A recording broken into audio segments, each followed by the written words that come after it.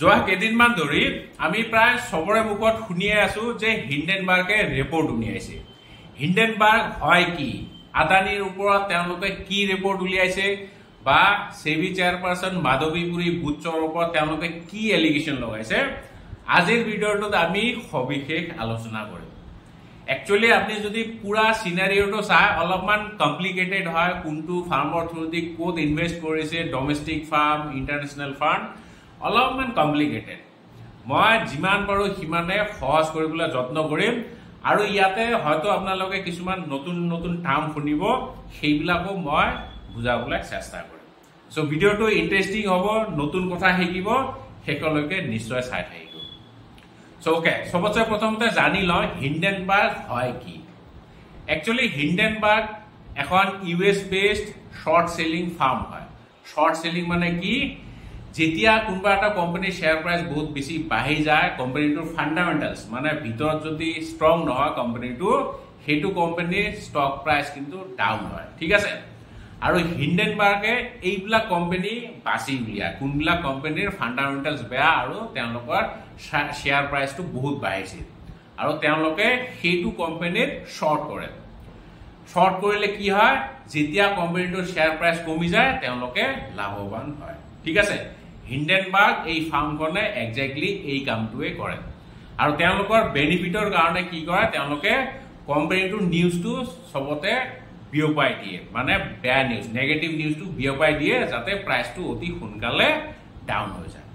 আৰু এইটো কাম তেওঁলোকে যোৱা বছৰ জানুৱাৰী 2023 আদানিৰ ওপৰত ৰিপৰ্ট এটা উলিয়াইছে যে আদানিৰ কোম্পানীবিলাক, আদানিৰ পুৰা গ্ৰুপটোৰ ফাণ্ডামেণ্টেলছ ইমান ভাল নহয়, কোম্পানীৰ শ্বেয়াৰ প্ৰাইচ কেনেকৈ বাঢ়িছে, আদানিয়ে নিজৰ ফাণ্ডখিনি বাহিৰত চাইফুন আউট কৰিছে। চাইফুন আউট মানে বাহিৰত পঠিয়াই আছে থ্ৰু চাম শেল কোম্পানীজ। শেল কোম্পানীজ মানে যোনবিলাক কোম্পানীৰ একচুৱেলি এক্সিষ্টেড নহয়। ঠিক আছে, এইবিলাক ভুৱা কোম্পানী, মানে কাগজে পত্ৰে আছে কিন্তু একচুৱেলি এইবিলাক কোম্পানী নাই।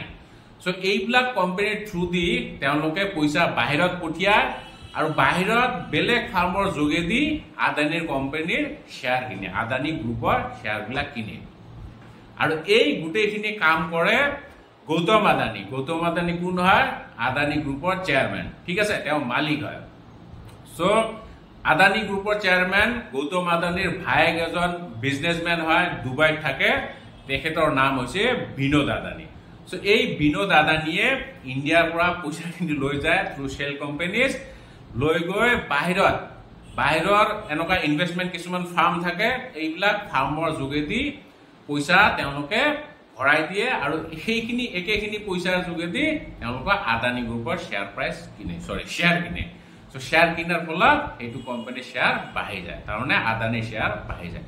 চ' এনেকে তেওঁলোকৰ শ্বেয়াৰ প্ৰাইচ বহুত বেছি বাঢ়ি গৈছে, আৰু এই বস্তুটো হিন্ডেনবাৰ্গে ৰিচাৰ্চ কৰি পেলাই উলিয়াইছে, আৰু এই ৰিপৰ্টটো তেওঁলোকে পাব্লিক কৰি দিছে। ঠিক আছে, চ' ফলত আপুনি যদি চাই 2023 জানুৱাৰী মাহত আদানি গ্ৰুপৰ শ্বেয়াৰ প্ৰাইচ যিমান আছিল বহুত কমি গৈছে, প্ৰায় 70% মান ডাউন হৈ গৈছে, আৰু আজিৰ ডেটত, আজিতো অগষ্ট মাহৰ 2024 অগষ্ট মাহ চলি আছে, প্ৰায় 1.5 বছৰ মান হৈ গ'ল, এতিয়ালৈকে কিন্তু সেই প্ৰাইচটো ঘূৰাই পোৱা নাই। তাৰমানে হয়তো ৰিচাৰ্চ ৰিপৰ্টটো সঁচা হ'ব পাৰে দেই, মই জাষ্ট গেছেই কৰিছো। এতিয়া এই ৰিচেণ্টলি 10 আগষ্টত যে আকৌ হিন্ডেনবাৰ্গৰ ৰিপৰ্টটোৰ কথা ওলালে, এতিয়া চবফালে ছ'চিয়েল মিডিয়াত পুৰা ভাইৰেল হৈ পৰিছে। কিহৰ কাৰণে, কাৰণ এতিয়া ফ্ৰেছ এলিগেশ্যন কিছুমান লগাইছে হিন্ডেনবাৰ্গে যে আদানি গ্ৰুপৰ যে যোৱা বছৰ আমি ৰিপৰ্টটো উলিয়ালো, সেইটোৰ ওপৰত সেবিয়ে একো কাম কৰা নাই, ইমান দেৰি কিয় লাগিছে। তেওঁলোকে মুঠতে 4টামান এলিগেশ্যন লগাইছে সেবিৰ ওপৰত। 1 নম্বৰ এলিগেশ্যন এইটো যে সেবিয়ে কিয় ভালদৰে ইনভেষ্টিগেট নাই কৰা, ইমান দিন হৈ গ'ল কিয় ইনভেষ্টিগেশ্যন নাই কৰা। চ' এইটো হ'ল প্ৰথম এলিগেশ্যন। দ্বিতীয় এলিগেশ্যন হ'ল কনফ্লিক্ট অফ ইণ্টাৰেষ্ট। এতিয়া কনফ্লিক্ট অফ ইণ্টাৰেষ্ট মানে কি, কনফ্লিক্ট অফ ইণ্টাৰেষ্ট মানে নামটোৰ পৰা অলপমান আন্দাজ হয়তো কৰিব পাৰিছে। মই এটা সাধাৰণ উদাহৰণ দিওঁ। ধৰি লওক আপুনি এজন জাজ হৈ আছে, কোৰ্ট এখনৰ জাজ। ঠিক আছে, আৰু আপোনাৰ ফেমিলি মেম্বাৰ্ছৰে কিবা এটা কেছ চলি আছে। সো সেইটো কেছত কিন্তু আপুনি জাজ কৰিব নোৱাৰে ঠিক আছে আপুনি কনফ্লিক্ট অফ ইন্টাৰেস্ট থকা বুলি আপুনি হেতুৰ পৰা ওলাই আহিব লাগিব কাৰণ তাতে যদি আপুনি জাজমেন্ট দিয়ে হেতু পাৰ্শিয়াল জাজমেন্ট হ'ব নহয়নে অলপমান আপুনি নিজৰ ফ্যামিলিৰ কথা ভাবিব আপোনাৰ ভাই ককাই বা যাৰ কেস চলি আছে তাৰ কথা বেছি ভাবিব গতিকে হেতু কেছত আপুনি জাজ কৰিব নোৱাৰে ঠিক আছে সো এইটো কোৱা হয় কনফ্লিক্ট অফ ইন্টাৰেস্ট আৰু এই কনফ্লিক্ট অফ ইন্টাৰেস্ট বুলি এটা এক্টে আছে সেবিৰ এক্ট আছে যদি আপোনাৰ কিবা এনেকুৱা কনফ্লিক্ট অফ ইন্টাৰেস্ট থাকে আপনি হেতু ডিসক্লোজ কৰিব লাগিব ঠিক আছে ধৰি লওক আপনাৰ মিসেস বা আপনাৰ ভাইক বা আপনাৰ ককাই কোনবা এজন ডাঙৰ কোম্পানী এটাৰ ভাল পজিশনত আছে ঠিক আছে তো তেওঁলোক তো হেতু কোম্পানীৰ ইনফৰমেশন জানিব ভিতৰৰ কথাখিনি জানিব তো হেতু কোম্পানীত কিন্তু আপনি ট্ৰেড কৰিব নোৱাৰে হেতু কোৱা হ'ব কনফ্লিক্ট অফ ইন্টাৰেস্ট কাৰণ আপোনাৰ ৰিলেটিভ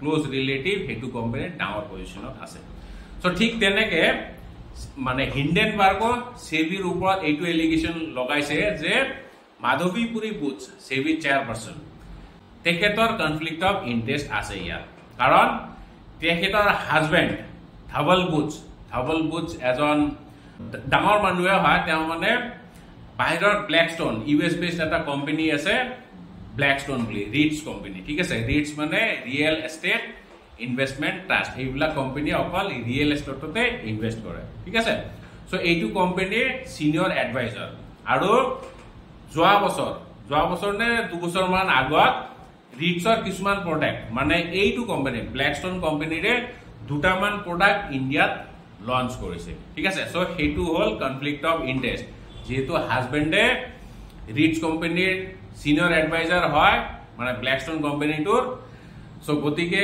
হেতু প্ৰোডাক্ট ইন্ডিয়াত লঞ্চ কৰিব নালাগে কাৰণ তেখেতৰ ওয়াইফ হল সেবি চেয়ারপারসন ঠিক আছে এইটো তেওঁলোকে এলিগেশন লগাইছে তৃতীয় এলিগেশন লগাইছে যে অকল ইন্ডিয়াত প্রোডাক্ট লঞ্চ কৰাই নহয় ৰিট প্ৰডাক্ট বিলাক মাধৱীপুৰী বুটছে প্ৰমোটো কৰিছে তেখেতে মোৰ মনত আছে কৈছে যে ৰিটছ এটা ভাল ইনভেস্টমেন্ট হ'ব পাৰে ইন্ডিয়াত এইটো এতিয়া ইমান পপুলাৰ নহয় কিন্তু ফিউচাৰত ইয়াৰ ভাল স্কোপ থাকিব ঠিক আছে হেতু প্ৰমোট কৰা বুলি তেওঁলোকে এলিগেশন লগাইছে এন্ড লাস্ট এলিগেশন কি লাস্ট এলিগেশন টু এইটো যে যোৱাবাৰ যোনটো এলিগেশন লগাইছে আদানী গ্ৰুপৰ ওপৰত যে নিজৰ পইচাখিনি শেল কোম্পানীৰ জৰিয়তে বাহিৰত সাইফিং আউট কৰিছে আৰু সেইখিনি পইচাৰে আদানী শেয়াৰ কিনি পেলাই শেয়াৰ প্ৰাইস পাম্প কৰিছে সো বিনোদ আদানিয়ে যোনটো কোম্পানীৰ থ্ৰু দি পইচাখিনি আদানী গ্ৰুপত লগাইছিলে সো সেইটো কোম্পানীৰ থ্ৰু দি